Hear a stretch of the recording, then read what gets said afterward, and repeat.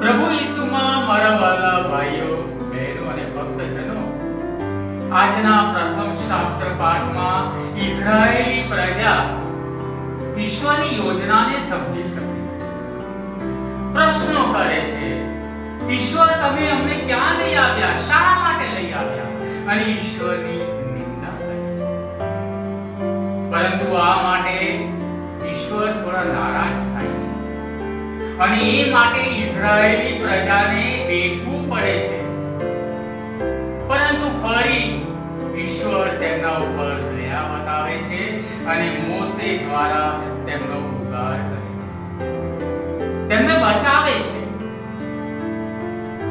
આ જ રીતે આજે આપણે આજના શુભ સંદેશમાં ડોક્યુ કરીએ ત્યારે પાપમય જીવન આપણે જીવીએ છીએ, પાપના વમણોમાં ફસાઈ જઈએ છીએ. પરંતુ આજે પ્રભુ ઈસુના વચનો કહે છે, જો જે હું છું, અને હું એટલે કોણ, તારણહાર છું. જો મારામાં તમને વિશ્વાસ નહીં હોય, શ્રદ્ધા નહીં રાખો, તો તમે પાપમાં પડશો. આપણને એક સવાલ થાય છે, શું હું પાપમય જીવન જીવવા આગળ જાઉં છું કે પ્રભુનો સાથ શોધવા માટે પ્રયત્ન કરું છું?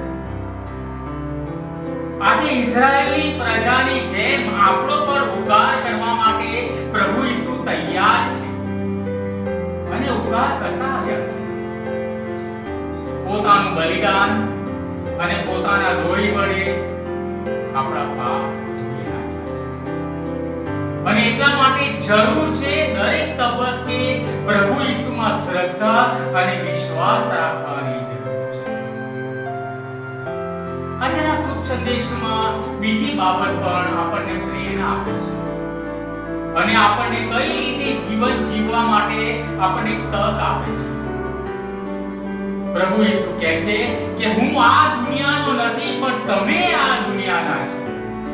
અને આપણને આડકતરી રીતે કહીએ છે કે તમારે કઈ રીતે જીવન જીવવાનું છે. ઈસુ સંઘના સંત આલ્ફોન્સેસ રોડ્રિગસ કોલેજમાં એક ડોરકીપર હતા. દરવાજે બેસતા, વિદ્યાર્થીઓ આવતા, દરવાજે ખખડાવતા અને કહેતા, પ્રભુ હું આવું છું. અને આ રીતે વિદ્યાર્થીઓમાં ઈસુના દર્શન કરતા અને બધાને સામે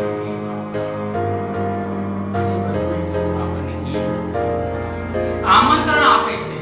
આપણે છોય આ લોકમાં રહ્યા, છોય આ દુનિયાના રહ્યા, પણ આપણે પુણ્યનું કામ કરીએ, સારું કામ કરીએ તો તેનો બદલો આપણને મળવાનો જ છે.